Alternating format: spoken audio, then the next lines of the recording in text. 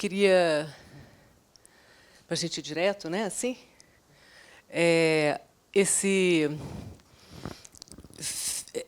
essa mostra, né, proposta pela curadoria, que pega todas essas cineastas, enfim, que fizeram seus filmes basicamente ali nos anos 70, mas não só, né, mas a maioria por aí. E a gente pode ver algumas coisas. É muito bom esse conjunto de filmes juntos, né, para a gente pensar e surgirem coisas assim. E entrando o filme da Luna, Cristais de Sangue, não sei, talvez a gente possa começar percebendo esse uso, essa estratégia, esse subterfúgio, que é fazer um filme em 1974.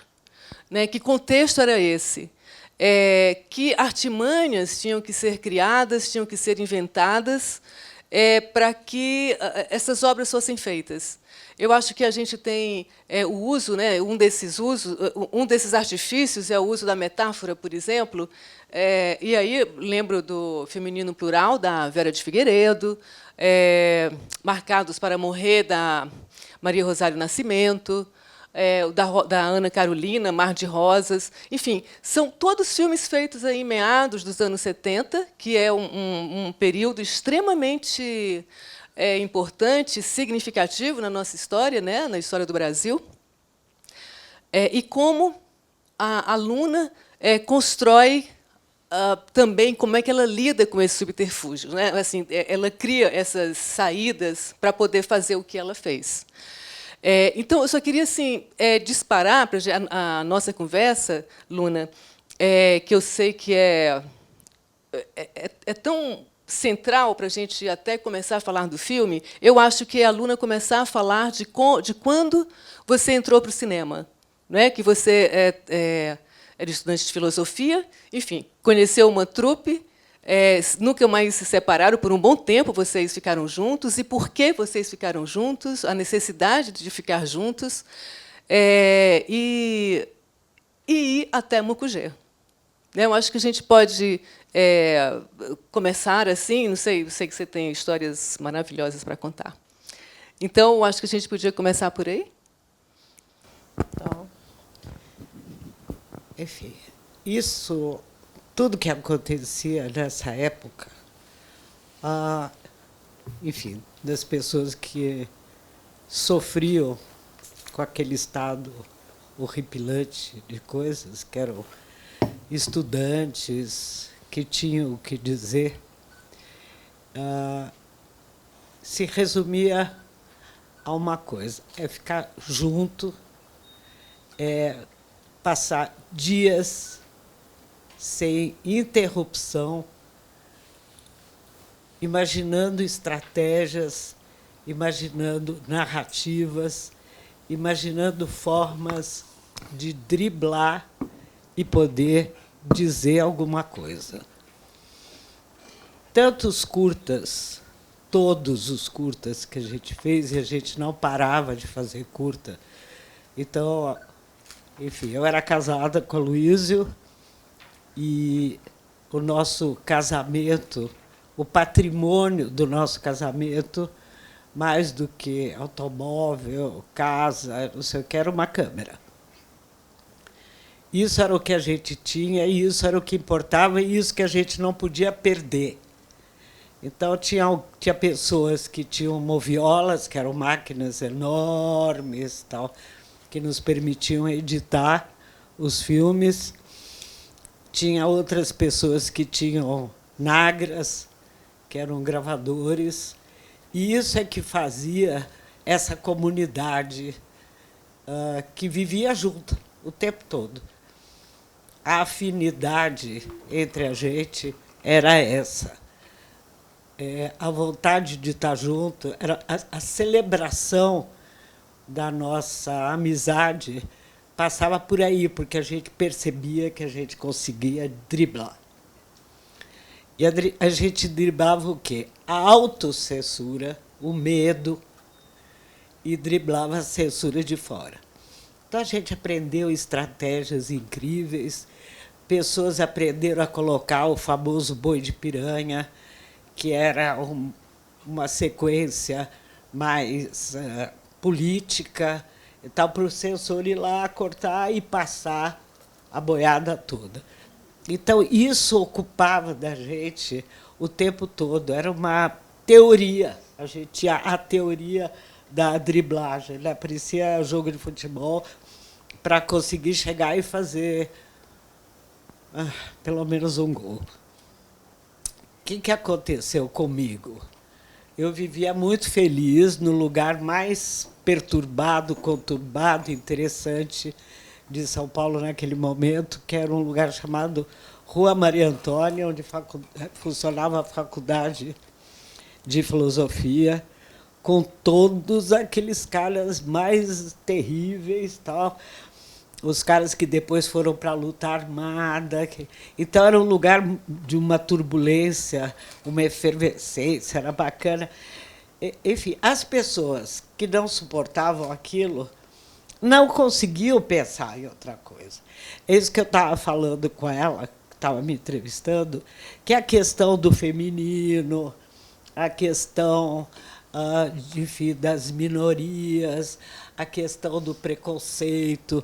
Nada chegava aos pés da questão da tortura, da questão do amordaçamento, de não poder falar, de fazer os filmes e não poder exibir, de nunca chegar a ter produção para esse tipo de cinema. E o pessoal do Rio, também com o cinema novo, e o pessoal do cinema urbano em São Paulo, depois se você puder falar, também estava todo mundo pensando nisso. Como fazer isso durou alguns anos.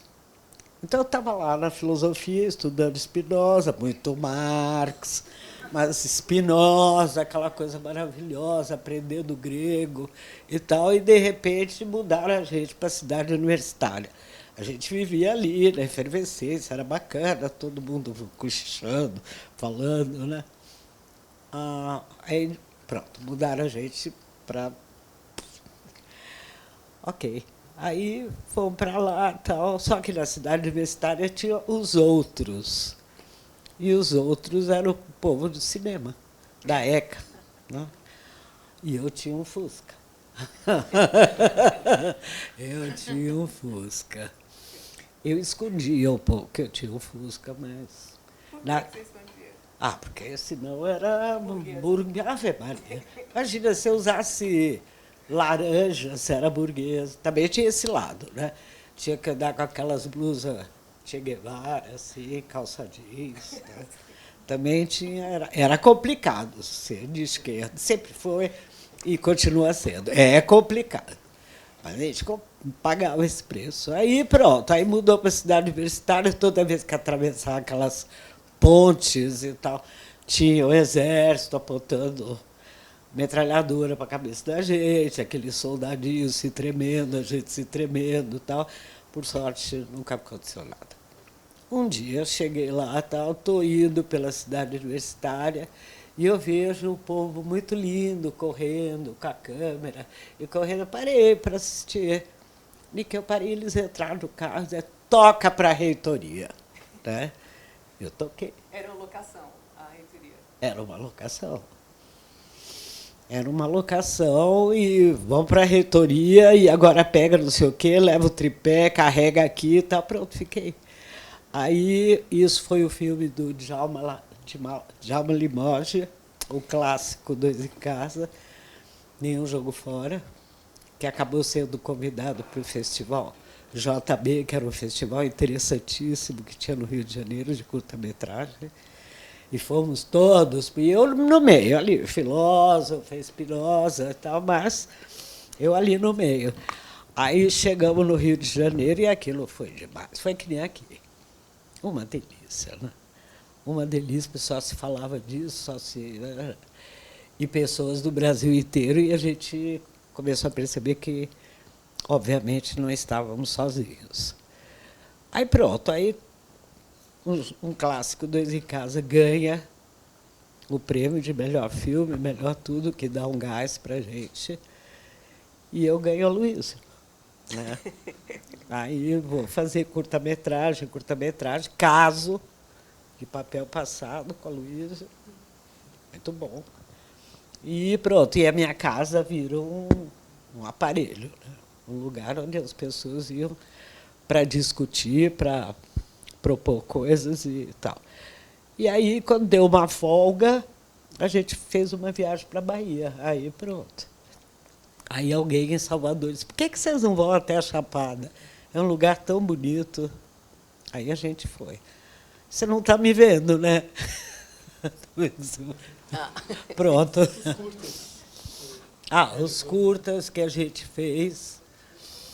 Enfim, com a Luísa, eu fiz um curta-metragem chamado Lacrimosa, que a gente estava em casa. E vamos fazer alguma coisa? Vamos fazer alguma coisa. Tinha um rolinho de negativo.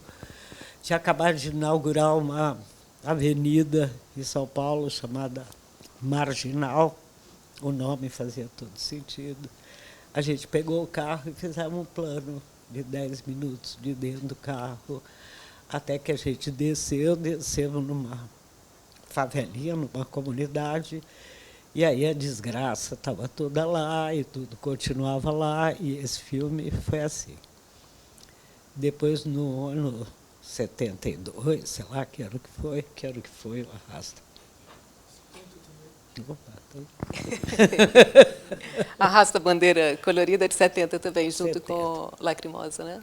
Então, no Carnaval de 70 para 71, ou de 69 para 70, a gente não tinha negativo, mas precisava registrar aquele carnaval, porque fazia todo sentido um carnaval no meio daquele horror todo. E Sangria, Luna, você faz em 72, sozinha, né? Sozinha. Sozinha. Aí me deram essa chance. Mas a gente só deram quem deram? Os mineiros, né? Eu consegui furar. Consegui provar que eu não precisava estar sempre atrelada ao Aloysio, né? Então, eu propus essa história dessa mulher que vê seu filho morrer. Disseram conseguiram se encontrar a história de 3 crianças que não tenham morrido, tal, teu filho viverá. A partir daí começa uma loucura própria minha.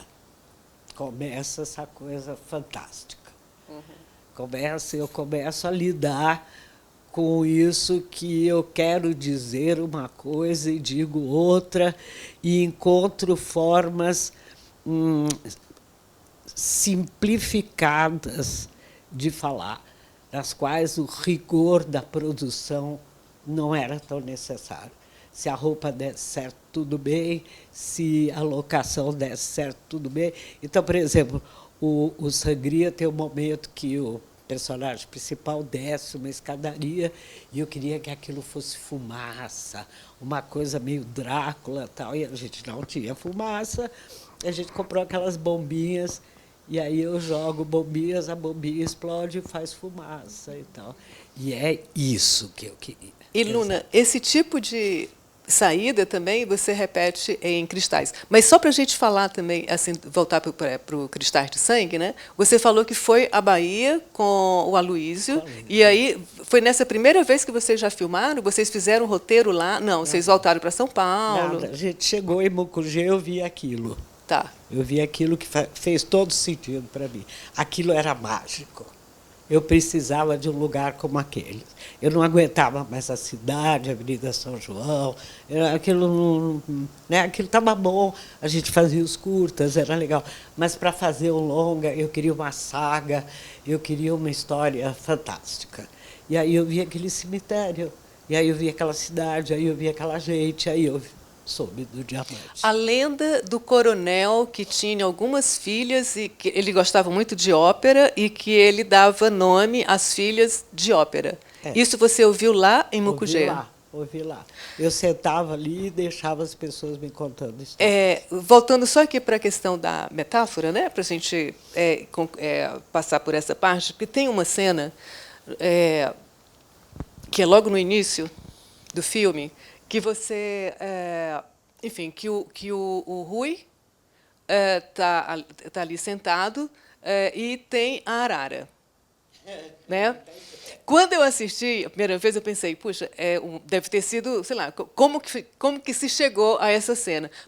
E aqui eu estou falando qual é o nosso papel como intérprete, né? Como a gente está analisando, independente da intenção inicial. A gente cria alguns sentidos que a Luna, no caso, eu vou falar o que me passou essa cena, ela vai dizer se concorda ou não, se eu estou viajando, mas, enfim, para mim é a minha verdade da cena. Né? Eu fiquei em choque. Eu fiquei assim, arrepiada da cabeça aos pés. Não estou doente. Fiquei arrepiada. Por quê? Porque, primeiro, eu pensei, não, essa cena... Ali tinha uma arara bacana, puxa, bonita, a arara está em cima de um pau, né? Vamos ali interagir com ela. Eu voltei, e essa cena era translúcida, para mim era aquilo, né? Era o Brasil, a arara é o Brasil, as cores do Brasil, o Rui com aquele lenço vermelho, e a arara insistentemente se irritou com ele, enfim, não gostou da cara dele, ficava tirando reiteradas vezes o lenço da cabeça, e o Rui falando, o que foi, arara? Você está brava? Você não está mais sorrindo? O Brasil não sorria mais, o Brasil estava zangado, mal-humorado, e ele dizia, né, o lenço... Você não gosta do meu lenço? Você não gosta da cor do meu lenço? Enfim. Amanhã eu trago outro lenço. Então, ou seja, o lenço vermelho, né, o Brasil irritado com as pessoas, enfim, que gostavam do vermelho, né? Assim, essa foi uma cena elaborada anteriormente. Ela surgiu quando essa arara surgiu ali no momento da filmagem. O que você falaria dessa cena? Como que ela foi construída e qual a intenção delas? Na montagem, enfim. Em primeiro lugar, o Rui era um caçador em Moçambique. Ele caçava rinocerontes. Né? Então, ele ficava à noite, assim, tomando cachaça e contando para a gente como é que eram as caçadas. Aí eu falei, poxa, mas eu tenho um cara que tem uma proximidade tão grande com animais, né? Vamos ver se ele interage de alguma forma com animais brasileiros. Né? Não temos não temos rinocerontes, não temos hipopótamos, que eram outros bichos que ele lidava e tal, mas temos arara. Aí fui chegando perto, disse, Rui, vem aqui, queria desafiá-lo para ver se ele conseguia interagir, e deu aquilo. Porque ele fazia isso com os bichos. Mas tinha a intenção de fazer uma referência àquele momento, ao pau de arara? Não, ao pau de Porque, arara. para mim, foi isso que eu li, era o pau de arara. Né? O Brasil mal-humorado, o lenço que a arara não suportava, e aquele momento. Lindo, né? lindo. Então, assim, para mim, você criou uma cena fantástica. Porque nem sempre elas estão no nosso consciente, né, Luna? Claro. E que aí, deixa eu só emendar com a história do jegue, que vocês não viram. Posso contar, né, Luna? Mas, enfim. Pode, eles não falam com ninguém. Tem uma cena, eu já nem me lembro, mas eu acho que é depois da arara, né, Felipe? Deve lembrar mais. Que o Rui interage com o jegue no meio da rua. Do cartaz. E que a cena, justamente a cena do cartaz, é a cena que, quando estava restaurando, a Luna não curtiu mais, né? Assim, não achou legal. E que ela dura 6 minutos e tal, e o Rui está se declarando para o jegue, como ele era bonitinho, como ele era querido, como ele era isso, aquilo. Ou seja, uma cena também assim, que me levou a pensar, porque todo o trajeto, né, assim, do filme, a gente está ali acompanhando aquele cenário ele integra o filme, o cenário, as pessoas, as pedras, a vegetação, né, as águas, tudo, e também os animais. Né? Ou seja, não tem uma hierarquização do humano tão forte assim. Né? Então, assim, acho que você traz uma coisa, consciente ou não, né, você traz uma coisa que é muito especial. Né? É por isso que essa cena do jegue, para mim, era linda. É linda, continua sendo. Mas, enfim, só queria... fazer uma votação. Não sei se vocês ficaram curiosas em ver essa cena, porque ela está decidindo. Quem quer, levanta a mão. Ninguém quer. Olha lá. Ó. Pô, 2 mãos, não, 2 braços no pulso. Ali, ó. Tem torcida ali. Aconteceu o seguinte, o Rui, ele era bebum. O Aloysio era bebum. Né? O povo, todo mundo era bebum o tempo todo, até eu era bebum, todo mundo era bebum.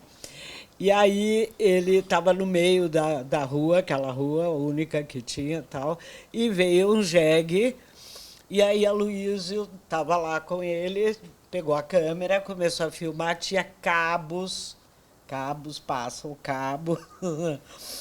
E o Rui abraçou o jegue e ficou 6 minutos abraçado com o jegue, dizendo: ah, que é meu jegue, coisa mais linda do mundo e tal, esse jegue. E que coisa. E aquilo foi me dando.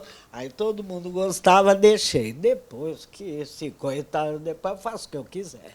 Mas agora estou vendo que não é bem assim. 3, precisa ser 6. Pois é, pois é. Eu acho que a Lorena encontrou uma solução boa. Vou deixar 3 minutinhos. Eu ameacei com curta antes da sessão, só com... Não, eu ia dar de presente 6 minutos de um jegue. O Felipe, ele faz o que quiser. Mas, assim, quando eu conheci Luna a primeira vez, né, em 2017, foi quando eu tive a oportunidade de fazer 2 entrevistas, uma por telefone, outra pessoalmente. Eu fui lá a São Paulo e tal. A gente estava falando de um filme que era um mistério para mim, era uma abstração. Eu só tinha um parágrafo, uma página lida, né, no catálogo de uma mostra do cinema marginal feita pelo Eugênio Pupo, que fala um pouquinho desse filme. E a gente falando sobre uma coisa que eu nunca tinha visto e que a própria Luna fazia décadas que não via, né? Fazia muito tempo que não via e nem podíamos ver, porque a cópia estava muito ruim. E aí é que entra o Felipe, né, Luna? Conta um pouquinho como o Felipe entra, ele falar da restauração do filme, que foi algo assim fantástico.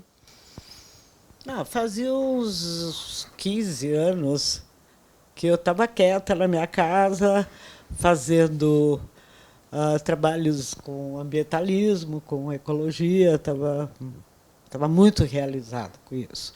Era mais ou menos a mesma utopia que existe até hoje. É uma utopia também completamente, quase disparatada. Mas, enfim, a gente insiste. Então.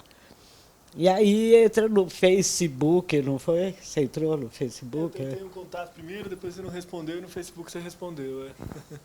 Sim. Aí ele disse: sou pesquisador e tal, gostaria de conversar com você. Eu falei: opa, alguém me achou, tal, vamos embora conversar. E começamos a conversar.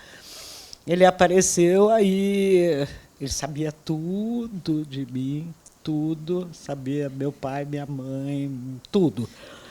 Achei bacana. Aí eu falei: nossa. Aí ele começou a aparecer toda quinta-feira com a desculpa de que ia escrever um livro sobre mim. Eu achei o máximo. Aí me dediquei, e a gente foi ficando amigo, e começamos. Aí o vírus do cinema, né? A malária voltou. Vamos fazer um filme, vamos fazer não sei o quê. E começamos a pensar em fazer projetos de filmes. Mas o Felipe tinha uma finalidade nessa aproximação, que era o Cristais de Sangue. Mas agora você fala qual que era a sua real intenção. Mas logo nesse primeiro contato com a Luna, assim, a gente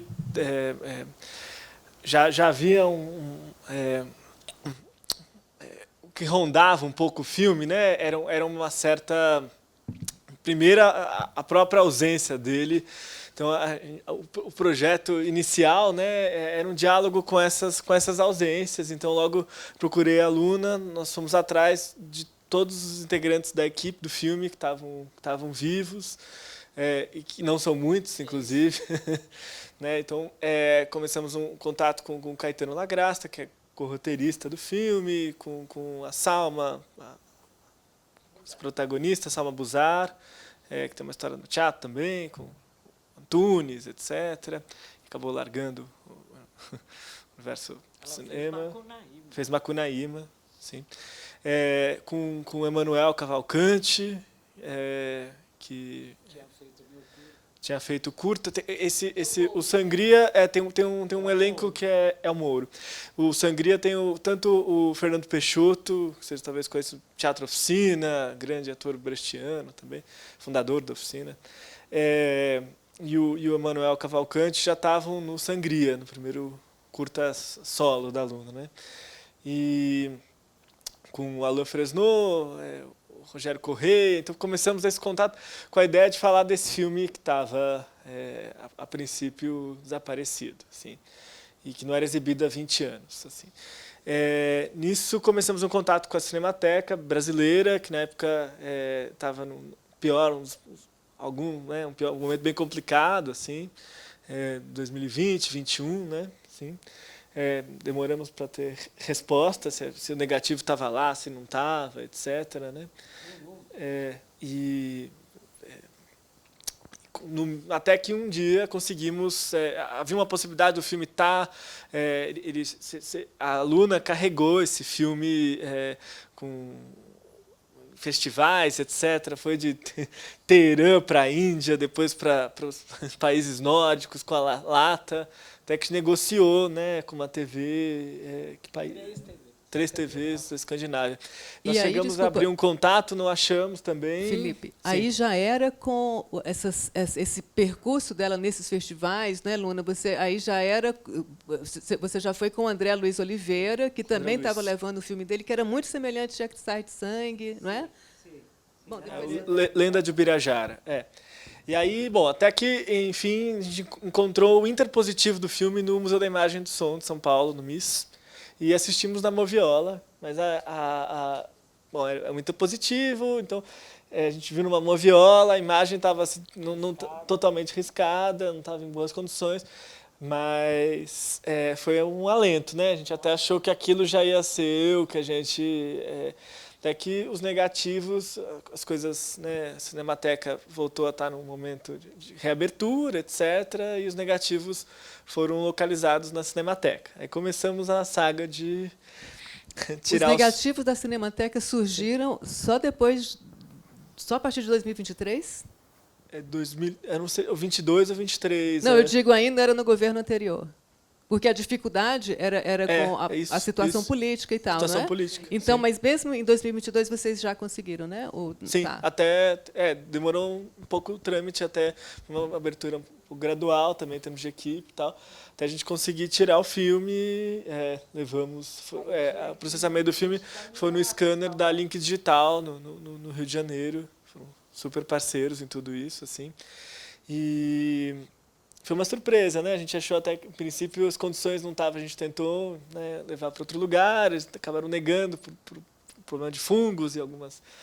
A Cinemateca não tinha condição de fazer.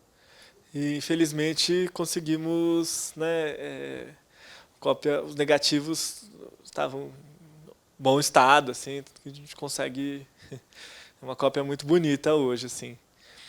Mas, então, essa saga assim, do restauro do filme um pouco acompanhou, né? Esses anos, assim, essas angústias mil, né? 50 anos depois, não.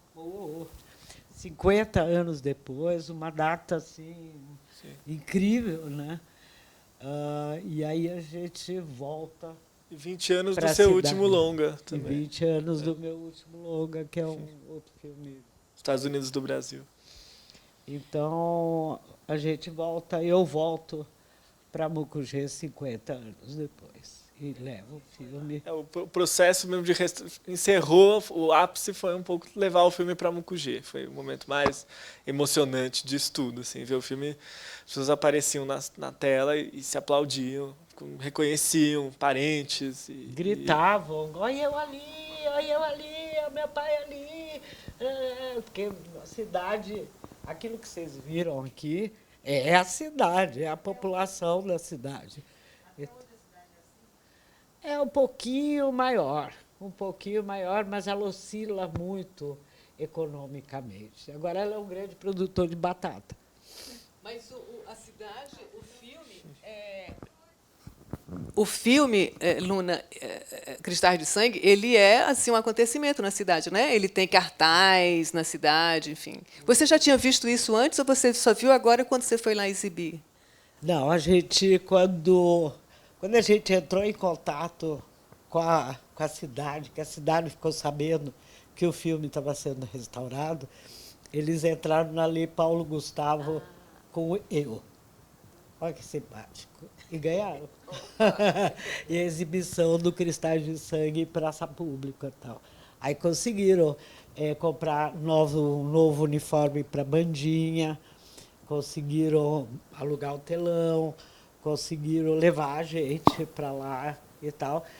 E aí mandaram o material que a gente queria, material para ver as pessoas de lá, como é que estavam. Aí mandaram o material. Eu sou aquele menino. E aí Felipe estava fazendo esse documentário e tal. E aí apareceu a moça, disse, eu trabalho aqui no Museu de Mucugê e esse aqui é o cartaz do Cristais de Sangue. Pô, absurdo, um absurdo.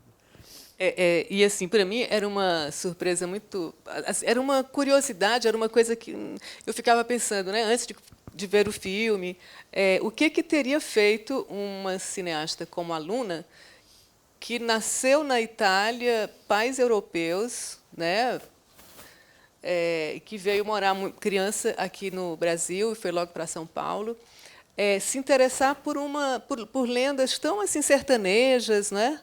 E aí a Luna publicou também no ano passado um livro, gente, que é uma delícia, que é Minha Mãe Inventada, não é isso? Que é uma delícia. E aí eu fui entendendo também um pouquinho mais da Luna, né? Porque eu acho que aqui no filme tem muito aspectos biográficos, né? Muito, muito. Fala um pouquinho, assim, juntando o filme com o livro, né? Com as coisas do livro. Nossa, que tarefa! Isso eu não sei se eu vou conseguir. As lendas, né? Assim, aquelas, esse gosto pelo surreal, enfim. Meu nome é Luna Ala Kalai. Então, a partir daí, aparentemente, eu tenho uma origem árabe. Só que é uma origem árabe judaica. É uma origem árabe sefaradi, que chama, né? Eu não sou da turma da Polônia e tal, da Europa Central. Eu sou da turma da Palestina. Então, essa coisa das lendas, das personagens femininas, mitológicas, eu repito agora no filme que eu fiz semana passada. Tudo de novo. Então, para mim, isso faz um sentido inacreditável. Aí, o cemitério é um cemitério bizantino. Meu pai era um comerciante de diamantes. Meu pai sobreviveu depois da guerra, levando diamantes para lá, para cá, um pouquinho de ouro e tal. Então, ele sempre me mostrou diamantes. Quando eu chego numa cidade que as galinhas comem diamante, aquilo também. Mas não é só uma coisa psicológica, não. É o que faz sentido para mim, é compreender o universo, compreender o mundo, compreender o ser humano, compreender o nosso psiquismo dessa forma, de uma forma onde a imaginação ocupa um território muito grande, né? E eu acho que muito de eu ser mulher e muito do meu nome ser Luna, a minha filha chama Rama, então eu vivo nessa piração assim. E no livro a minha mãe se recusava a contar as coisas para mim, porque ela teve que sair de Viena e quase morreu, óbvio, né? E foi presa e tudo tal. E aí conseguiu chegar na Iugoslávia, onde encontrou meu pai. E eu perguntava para ela, como é que você fez para sair daquele lugar que estava fechado, ainda mais para uma judia, e chegar na Iugoslávia? Ela dizia, não vou falar disso, não vou falar disso.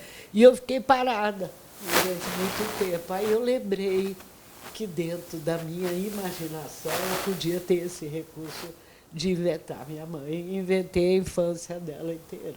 Porque porque eram 7 irmãos, um foi para a África, o outro. Então, inventei aquilo tudo e resultou, como sempre, a imaginação resulta muito rica, né? Liberta a gente das dificuldades do real, se torna o nosso real. Né? Você falou no diamante. Esse era um período também que assim o Brasil vivia, né? O governo militar estava muito empenhado em explorar também, não é assim, tanto a Amazônia como as riquezas, enfim. Tem alguma porque a forma que assim tem o diamante aqui, tem a busca do Sunzé, que, né, que é um garimpeiro daquela região, e tem a forma assim desses garimpeiros ok, né? Assim, eles fazem até resistência e tal, diferente, me parece, daquela outra forma de garimpo. Não sei se isso tem uma coisa especial para você, falar sobre isso nesse momento, essa exploração dos minérios. Claro, isso também é a metáfora, né? Então, o estrangeiro que arrisca procurar o pai que está desaparecido, que está escondido num quilombo, que encontrou uma forma de poder ter a possibilidade de melhorar na vida e melhorar todos, e ter uma parcela daquilo, sendo que existe um coronel que acaba dizendo: a maldição é mais forte que nós, isto querida, você vai acabar morrendo e tal, porque a maldição é tão forte. E aí a gente estava sentado lá, eu falei assim: olha a ditadura de novo. É a maldição que é a ditadura e é irreversível, eu não dou conta. Eu tenho que viver de acordo com eles. Né? Então, quando o povo quer ganhar, ganha. Então tinha essa coisa romântica. O Felipe vai falar, você ia falando, e depois a gente abre, gente. Quem quiser falar, né, a gente vai circular aqui. Eu só ia amarrar mais uma questão que me impressiona sempre que eu revejo esse filme. A gente tentou organizamos uma mostra com os filmes da Luna e de filmes que ela participou na equipe e tal, né, na Cinemateca, e a gente acabou dando o nome de Fantasias do Real, pensando um pouco como esses dois domínios interagem assim nesse universo que a Luna estava comentando. E eu sempre fico revendo esse filme novo, sempre fico muito tocado pelas cenas em que há esses diálogos com as pessoas em Mucugê, e queria que você comentasse um pouco disso, assim, a maneira como o filme é atravessado por esse encontro que acontece na filmagem. A gente chegou lá e, como sempre, quando o cinema chega numa cidade, ele toma conta. Não tem, hoje não sei mais, porque é tudo mais estranho. Mas naquela época chegava uma equipe de cinema, a minha tinha 15 pessoas. Mas normalmente chegavam equipes de 40 pessoas e cidades de 4.000, 5.000 pessoas. Tal. Só que a diferença é que a gente queria que a cidade participasse. Para mim era fundamental. Eu não queria fazer testes de atores, testes de figurantes, nada disso. Gente, nós vamos fazer a argolinha, a brincadeira da argolinha, e tem um senhor de chapéu ali, de terno cinza, que é o maior coronel que já teve, tal, Natalino Medrado. Até hoje tem 45 pessoas que chamam Medrado, em Mucugê, tudo filho dele, de não sei quantas mil mulheres e tal. E esse cara aparecer ali era uma deferência, e aí o povo fica contente, aí todo mundo ajuda a cozinhar, aí todo mundo ajuda as moças que se vestiram de tuaregues. Era uma farra aquilo, era um negócio assim, e era tão bom, porque não faria sentido o povo ganhar do coronel sem povo, se fizesse uma ligação com uma escola de teatro. Então, o bacana eram eles dando tiro para tudo quanto é lado sem bala, né? Porque não precisa de bala. Então, e isso era uma coisa que eu fiquei muito feliz. Os caras dando tiro super bem, super bem. Nunca tinham feito aquilo na vida. Tal. O povo sentadinho ali, em frente ao cemitério, porque tinha feijão, cara. Depois que demos, a gente levou até 3 horas da tarde para dar o feijão. A hora que deu o feijão, foi todo mundo embora, mas aí a gente já tinha filmado. Era tudo assim, então, mas era muito bom, muito bom.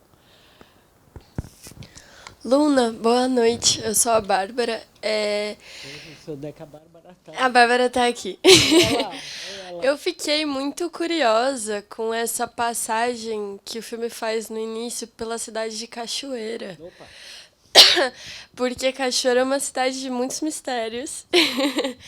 E é um pouco essa cidade que joga com o mistério. E isso, sobretudo, em relação ao estrangeiro, assim. Tipo, não quer revelar para o estrangeiro qual que é a do mistério, mas, ao mesmo tempo, fica seduzindo ele com isso, assim. E tem essa coisa do Rio Paraguaçu também, que nasce na Chapada. Enfim, fiquei muito curiosa com isso, como é que Cachoeira entrou nessa história. Eu quis ir para Cachoeira por causa disso. Exatamente por causa disso. Porque ela é lindíssimo, porque é maravilhoso e tal. Mas eu quis ir porque, primeiro, é uma das cidades que tem o maior número de terreiros de candomblé, poderosos, até hoje. Segundo, a cena com o velhinho na igreja. Era outro aspecto. Terceiro, a conversa deles da casa assombrada, mal assombrada.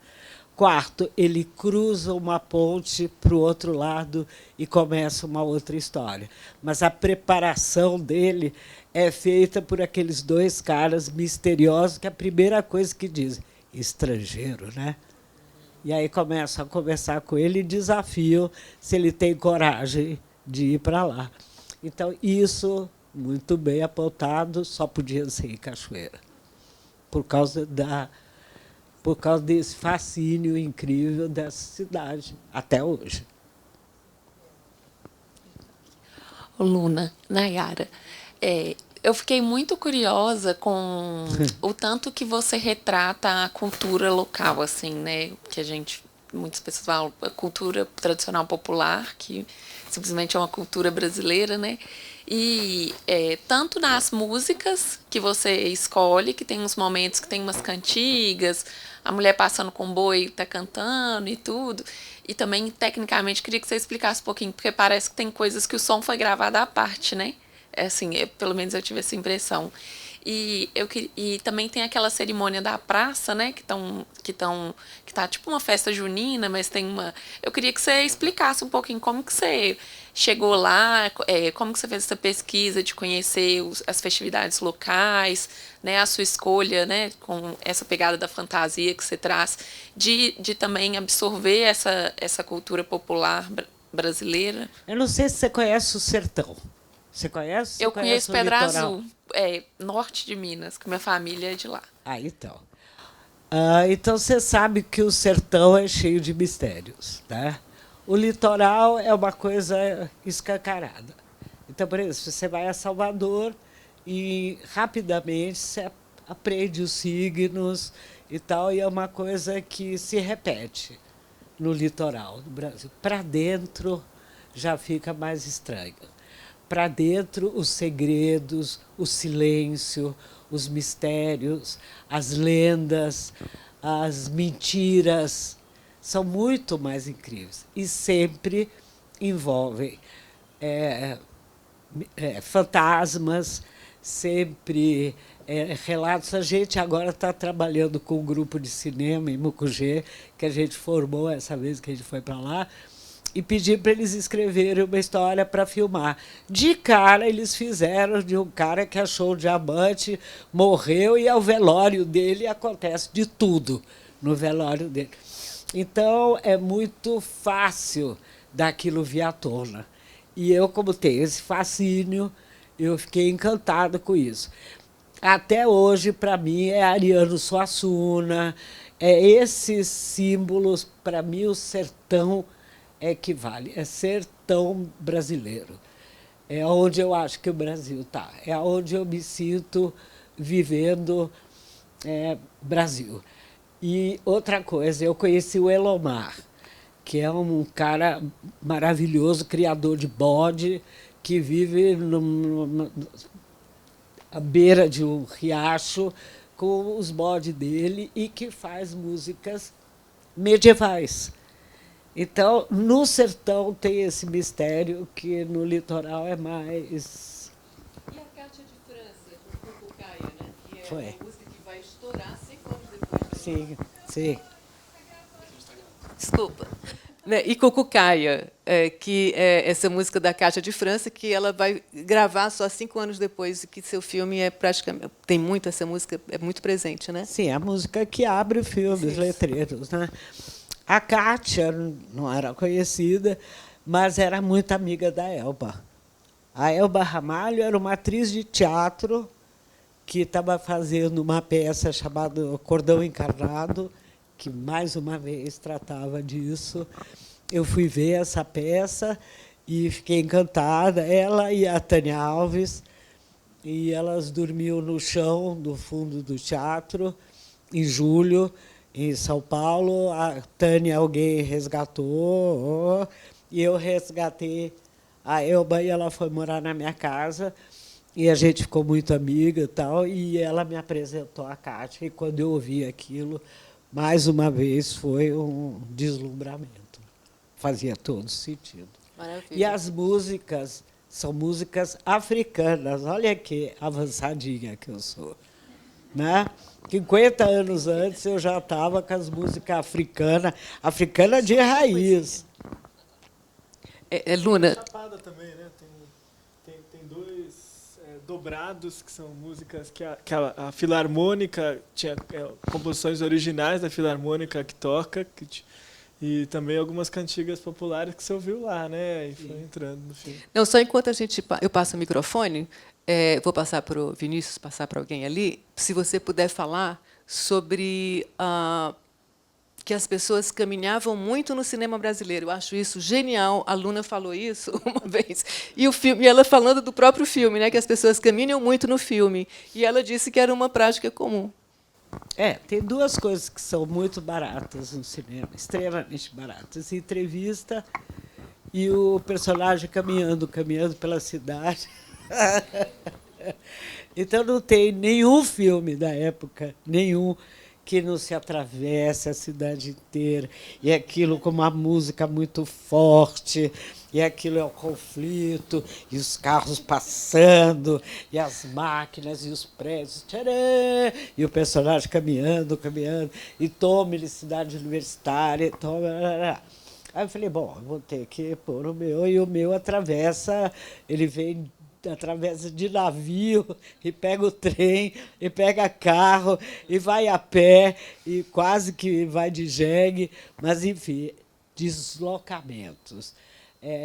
A gente passava de uma situação dramática para outra situação dramática pelo deslocamento geográfico.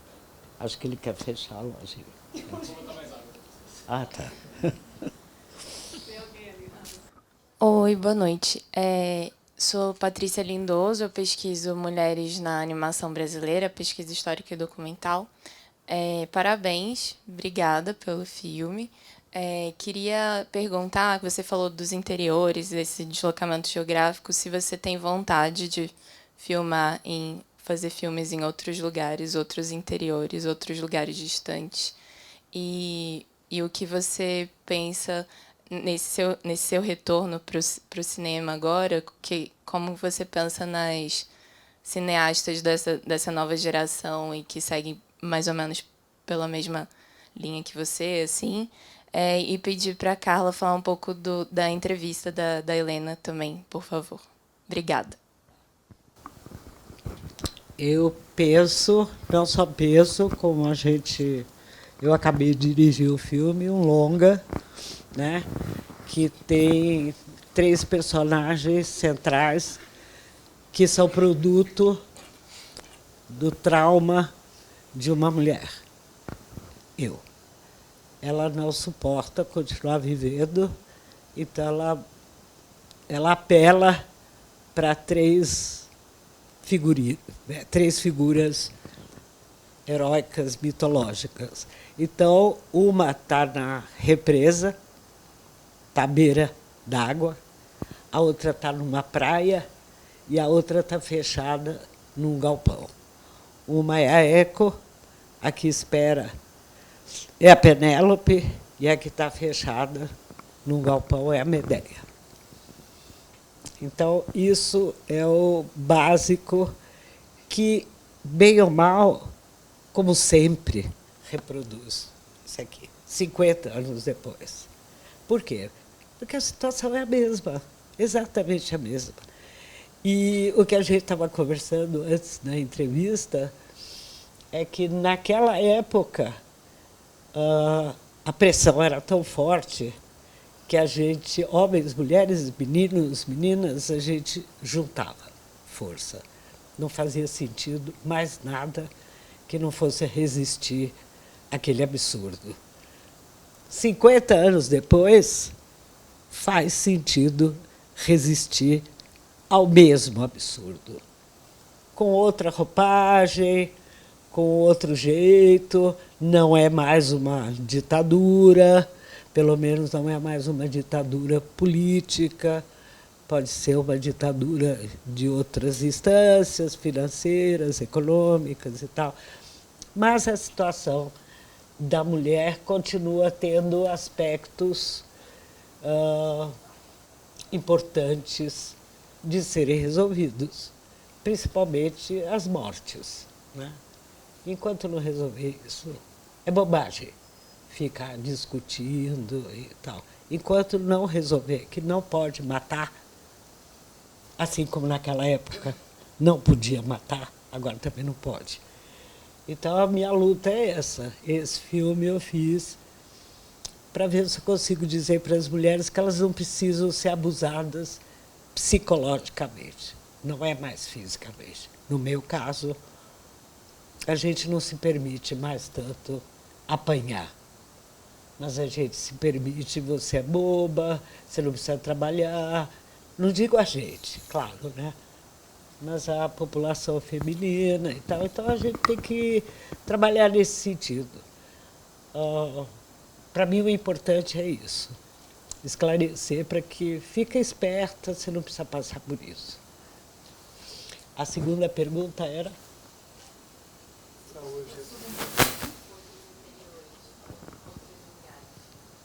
Então, outros interiores, uma fica dentro de um barco, vagando com um barqueiro. E eles ficam conversando sobre a vida e a morte porque ela pede para ser morta. A outra que está numa praia, ela pede para ele voltar. Ela só espera ele voltar.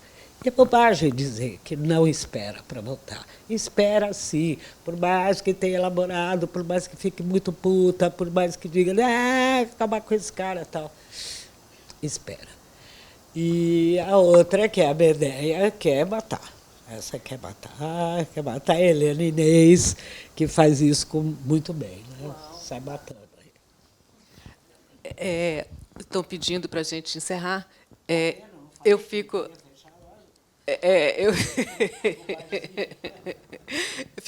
A gente depois pode falar da entrevista, né? Aproveitar que a Luna começa. Bom, até tem um diálogo com o que a Luna está falando, porque a Luna, na década de 70, quando ela estava divulgando cristais de sangue na Europa, quer dizer, fora do Brasil, não só na Europa, né? Ela é convidada para apresentar, acho que em Moçambique, mas aí ela descobriu que estava grávida. E aí... Tinha acabado de ter minha filha. Pois é, ou seja, a gravidez, a maternidade, faz com que a Luna interrompa a sua carreira até, enfim, por várias décadas aí, que é uma coisa que se repete com várias mulheres, né, que todas nós conhecemos. Então, assim, o que a Luna está falando, desse argumento, desse novo projeto dela, das mulheres, como isso é urgente. Não é? Eu ouvi um dia o Jamil Chad, colunista da Folha, ele disse que a situação das mulheres, eu acho bacana porque é um homem falando, né? A situação das mulheres ela deveria ser considerada como uma crise humanitária, né, para que as pessoas entendam o tamanho que é mesmo, né? Não é uma. Então, assim, a gente está falando da dificuldade da Luna ter continuado sua carreira, mas existem coisas, enfim, em vários níveis. Inclusive, assim, muitas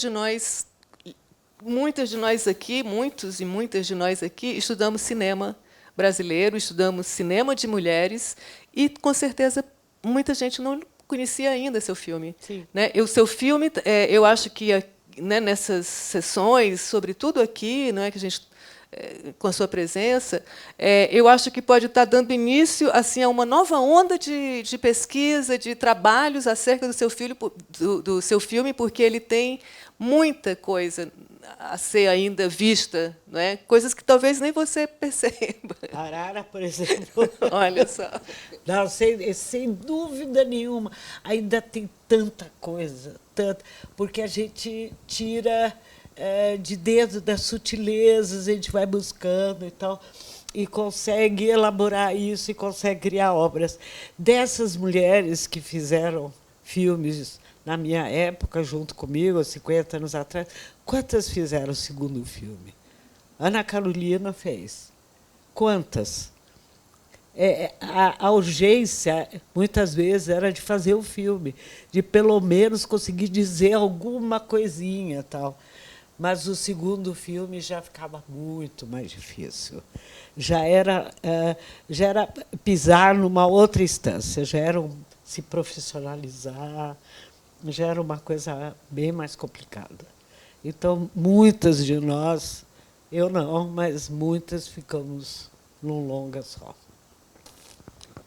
Bom, só uma última coisa, que é muita ousadia, não é, do patriarcado, mas ele consegue isso, de naturalizar que alguma coisa possa acontecer sem a participação das mulheres. Isso é ousadia, porque, mesmo que elas não estejam de corpo presente, elas participam de alguma forma, né?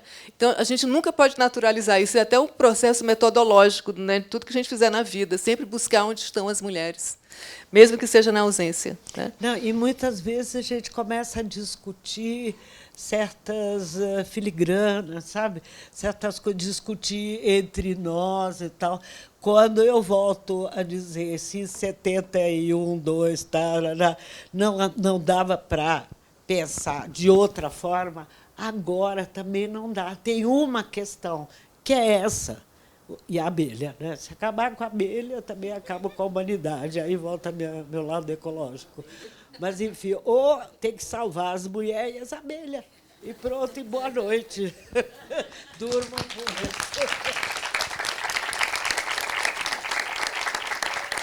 Foi alto, inclusive, agora.